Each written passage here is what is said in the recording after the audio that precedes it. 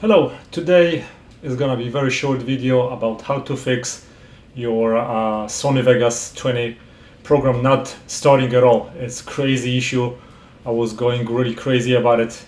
Let me show you in 2 steps how to fix it.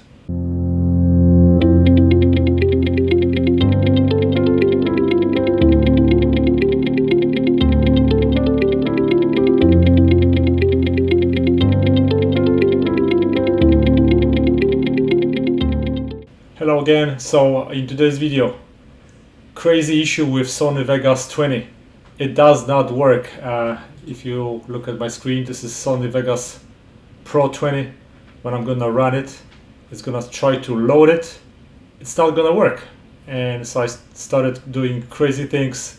I even restored my computer. I did backups. Quick fix. It takes basically 2 seconds. What you have to do is somebody came up with it on the internet. I'm gonna show you. You disable your Wi-Fi internet if you have it. Now when I'm gonna run it again, take a look.